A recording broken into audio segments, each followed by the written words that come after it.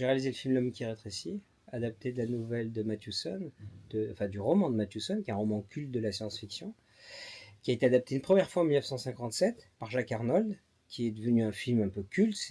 Moi, je l'ai découvert quand j'avais 11 ans.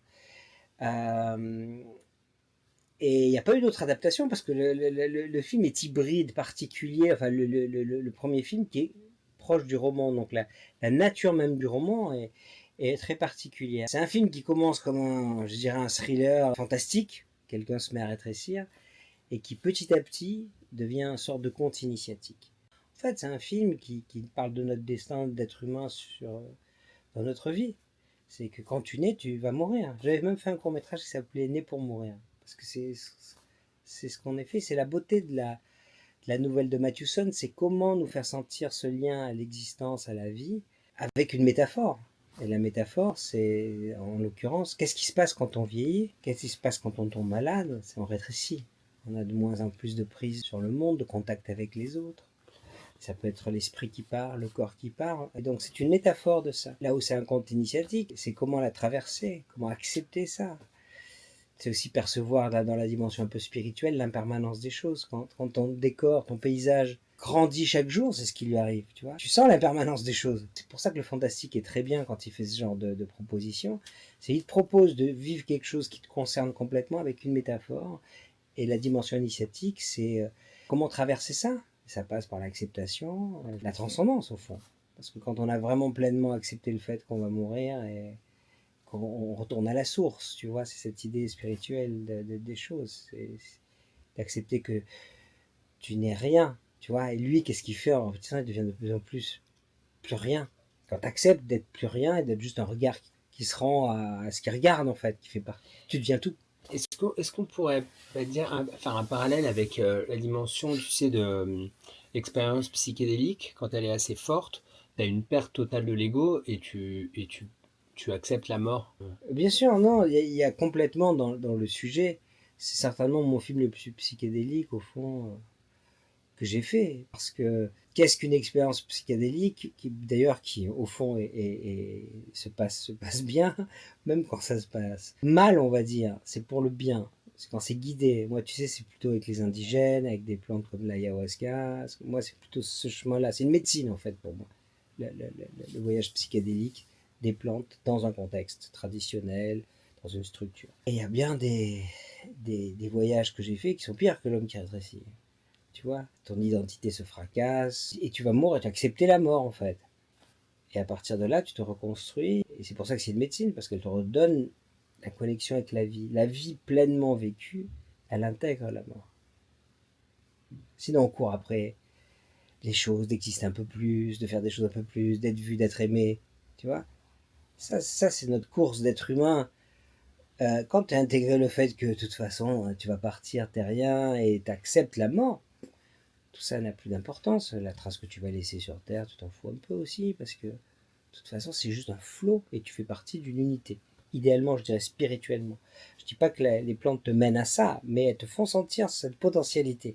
Après, il faut le pratiquer pour l'intégrer chaque fois un peu plus. Des fois, on l'a beaucoup, des fois pas du tout. Hein. Mais il y a vraiment cette dimension du voyage psychédélique, puisque tu perds le contrôle dans le voyage psychédélique la nature de ce que tu es se divise, tu te rends flou, se multiplie, tu deviens un univers géant, mais qu'est-ce que tu es de cet univers? Est-ce que tu es ton genou qui semble te parler? Est-ce que tu es, tu vois, tu es tout ça. Et donc, dans ce voyage-là, à un moment, tu te rends à l'univers, je dirais. Dans le voyage psychédélique, tu as cette idée-là. Si tu es bien guidé dans ce lâcher-prise, si tu es tout seul dans une expérience psychédélique forte et que tu connais pas très bien ces domaines et que tu es tout seul, tu peux avoir un effroi face à la sentir justement la mort, à la refuser. Donc tu es dans cet effroi et cet effroi va te faire un trauma. Donc c'est pas sans conséquence. Être avec quelqu'un qui va te guider parce qu'il connaît bien les chemins, lui il le fait lui-même, il descend vers l'abandon, le lâcher prise complet pour ouvrir les portes de l'expérience. Et dans ces champs, il te transmet ça. Toi tu fais le chemin en faisant ah non, t'acceptes. Et là, bim, l'expérience s'ouvre, elle te montre un peu ce que tu es. Elle te montre que ce que tu vois de la réalité, c'est pas forcément la réalité, le Bah, réel. en fait, moi, ce qui m'a le plus perturbé, c'est déjà la notion de perspective, qui est une notion éminemment psychédélique. Et là, il y a double perspective. Il y a la perspective que lui, il a lui-même, c'est-à-dire sur sa condition. Donc là, il prend de la perspective. Et puis évidemment, il y a la perspective de réduire et de... Moi, par exemple, je suis au sol, je vois plus du tout la même pièce en étant au sol. Là, j'ai toujours la même taille. Mm. Mais quand on réduit, une poussière va être gigantesque, quoi. Mais regarde quand tu es enfant. Tu vas dans une famille, dans une maison, passer un été, et tu t'en souviens. Quand tu retournes, adulte ou plus grand, tu te dis, mon Dieu, mais c'est tout petit en fait. Donc notre point de vue sur le monde change tout le temps. On l'oublie. Parce que la vitesse, on est dans une certaine vitesse et dans un certain espace. Et le monde à une autre échelle, il ressemble plus du tout au monde dans lequel on est, le même endroit. Et ça, c'est une métaphore de l'expérience psychédélique pour moi. C'est-à-dire d'un coup, ce que tu es, ce qui t'entoure, d'un coup prend complètement une autre forme. C'est pas forcément des rapports d'échelle, c'est des rapports de visionnaire, de surcouche ou de multitude de choses qu'il y a, ou une perception simplement qui est modifiée. Et c'est le voyage, et le voyage, il s'avance dans quelque chose que tu veux rejeter, parce que nous, on aime le connu. Nous, en tant qu'être humain, et comme je pense beaucoup d'insectes aussi, on aime bien avoir un petit confort, on sait où on va manger, on sait ce qui se passe et tout. Et l'expérience psychédélique, ça te sort de cet espace du connu, donc ça te met en fragilité, en plus ça t'amène à réduire, on va dire, dans un premier temps, et d'aller affronter vraiment ce que tu dois regarder, la source des peurs, tu vois, tu vas avoir des peurs, des angoisses, des choses. C'est une médecine. Ou pas, du bonheur, de l'émerveillement, tu peux avoir Tu peux plein de avoir choses. tout, mais Voilà. généralement, un bon voyage dans les médecines, c'est que, à moins que tu sois un être illuminé, tu as des choses à lâcher, à nettoyer. De ton enfance, de ta vie, de tes pensées, de ta façon de voir le monde, de ton jugement. Toutes ces machines, elles vont juste montrer, voilà ce que tu es. Tu vas faire, non, je suis pas ça.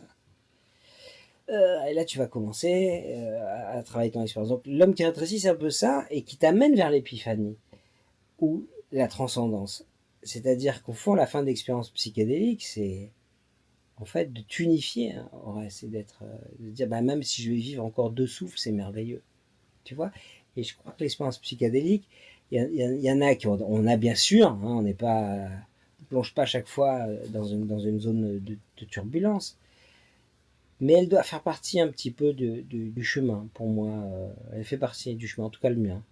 Et ce que, que j'ai connu et que je vois dans les voyages avec les médecines, ça fait partie du chemin. C'est les plus thérapeutiques. Après, tu peux avoir aussi souvent au début avec d'autres plantes psychoactives, tu peux avoir un coup de l'émerveillement absolu, tu vois, qui va te renforcer, etc. L'histoire me rappelait ça, me rappelait la force d'un voyage psychédélique où tu vas jusqu'à la peur racine de la mort, tu la dépasses et après tu acceptes cette disparition, tu vois. Et dans un voyage psychédélique, le mec se relève le matin, il est peut-être couché dans sa cave, mais il fait la taille normale, il se dit, waouh, quel voyage, bah, je vais aimer la vie maintenant. Alors moi, il y a deux choses dans le film qui m'ont un peu secoué, c'est que la toute fin et le tout le début. Alors, on va commencer par la toute fin, vu qu'on parle de la fin, là, c'est le... Bah, je m'attendais à un happy end. On a espoir en tant que spectateur que ça se passe bien. La nouvelle finit comme ça. C'est inscrit dans l'ADN. Et moi, je l'aurais pas fait peut-être s'il regrandissait à la fin. Parce que je trouve beaucoup plus fort d'amener un film sur l'acceptation, la transcendance, même le deuil, mais de la belle façon. Tu vois. Parce que c'est nos vies. Dans les contes et dans certaines histoires, en tout cas de cinéma, un peu hollywoodienne, à la fin, hop, il regrandit. T'es pas le seul, il y a des gens qui m'ont dit ah, j'aimerais finalement, je croyais qu'il allait retrouver sa famille. On me l'a déjà dit.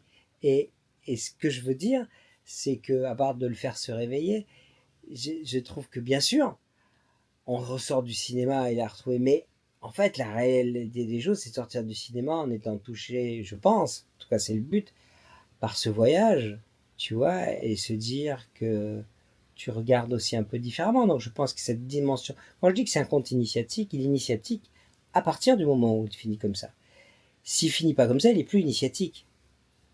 Tu vois. Alors, moi, je pensais pas à ce qu'il redevienne grand. Je voulais dire, moi je l'aurais imaginé dans une boîte d'allumettes qu'il le transporte toujours petit en famille. Moi, quand j'ai vu à 11 ans, tu vois, l'homme qui rétrécit, où il finit en criant je suis le cosmos, je suis la totalité, alors qu'il est tout petit comme ça m'avait marqué, mais vraiment marqué, alors que bon, il était parti pour disparaître.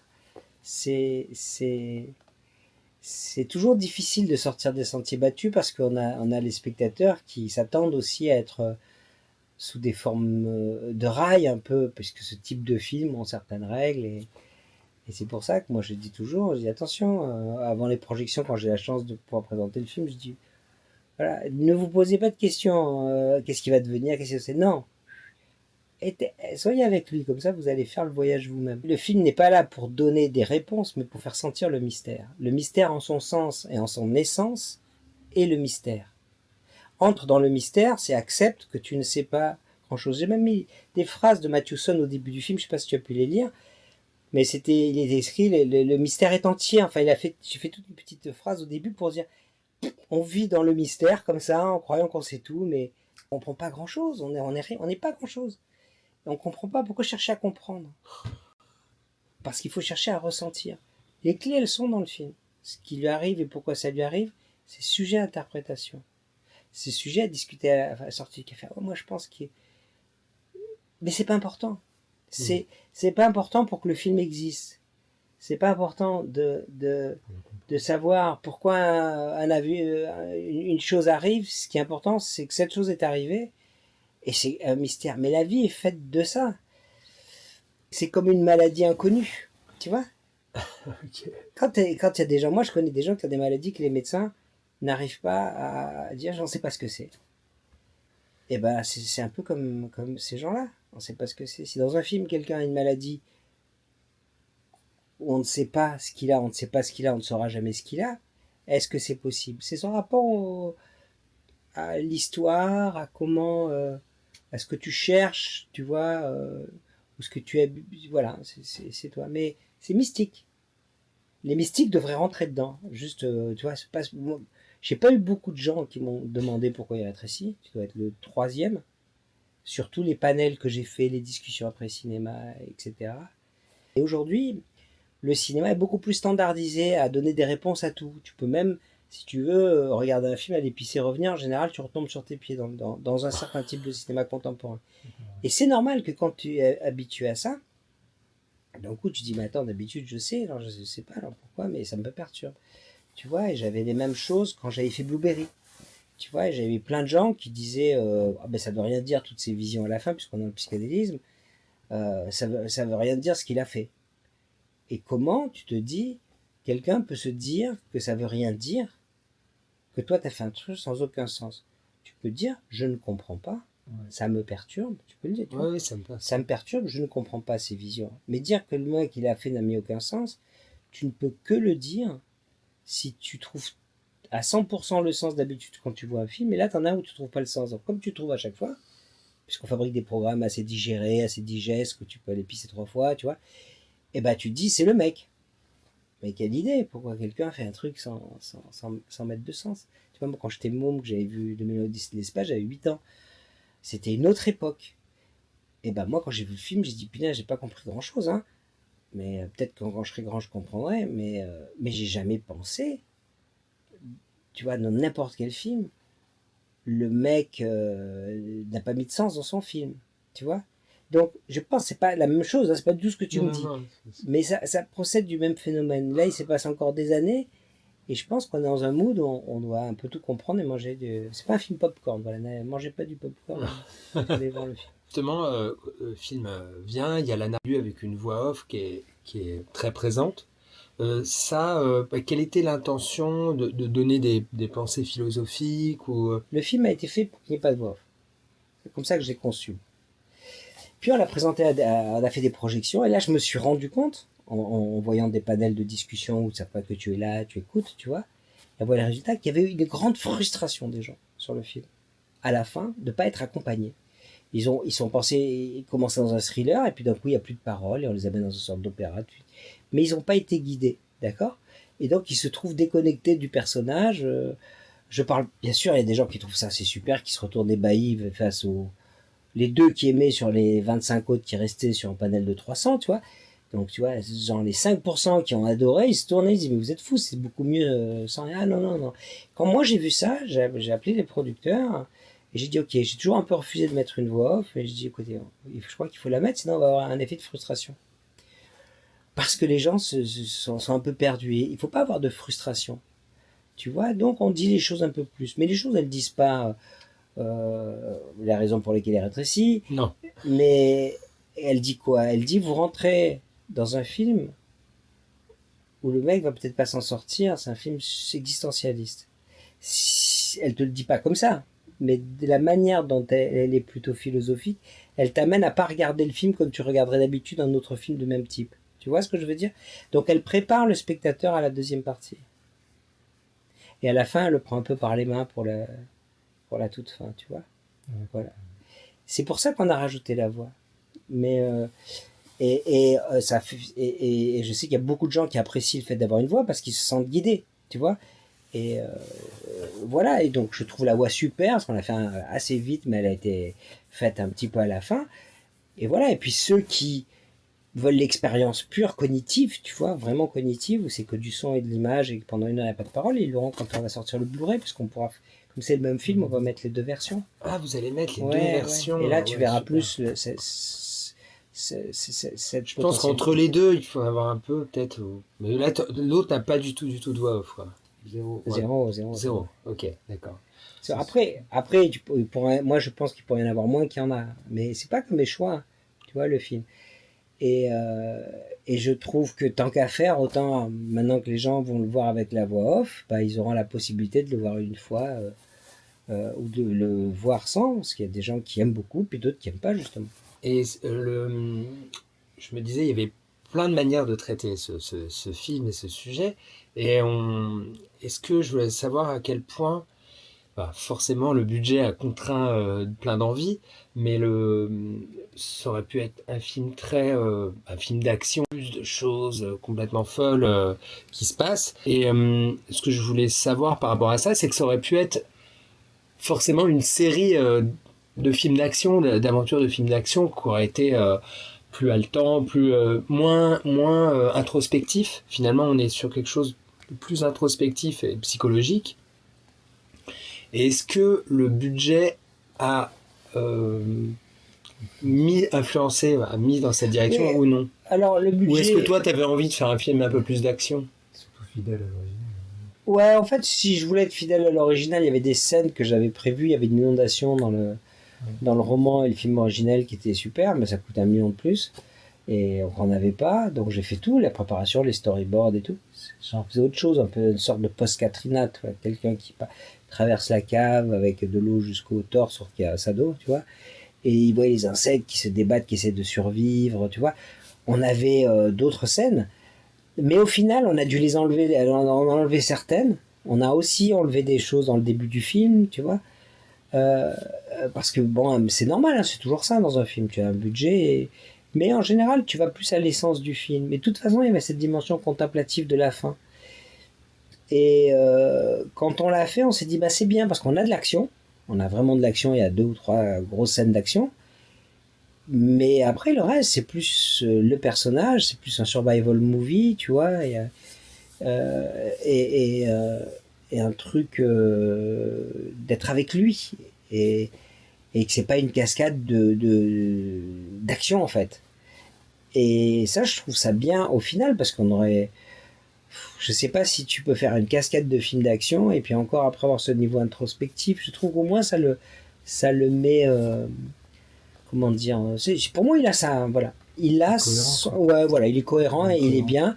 Je regrette pas d'avoir enlevé des choses d'action. Je sais pas, voilà, ça aurait peut-être apporté un peu des choses, mais après j'aime bien l'idée d'un film qui fait aussi d'ailleurs 1h30, tu vois, qui est assez court, parce que du coup il est quand même assez lent en rythme, donc du coup t'as une sensation d'espace et de longueur qu'il est court. Oui, c'est vrai. T'as la sensation que le film prend son temps, mais il prend son temps aussi, parce que si tu fais un film d'action, t'as pas besoin de prendre le temps, tu définis le héros, hop, il rétrécit, pif paf, boum. Et c'est parti, et tu as de l'action, et voilà. C'est pas ça le film, c'est qu'est-ce qu'il ressent et tout, donc tu vas vite dans la première partie, mais vite dans ce qui se passe, mais pas dans le rythme pour avoir du temps d'être avec lui. L'objectif du film était de mettre le spectateur avec lui. Et finalement, c'est qu'avec lui, parce que quand tu vois, Il est seul. quand il se retrouve seul, tu sais pas ce qui se passe pour les autres personnages.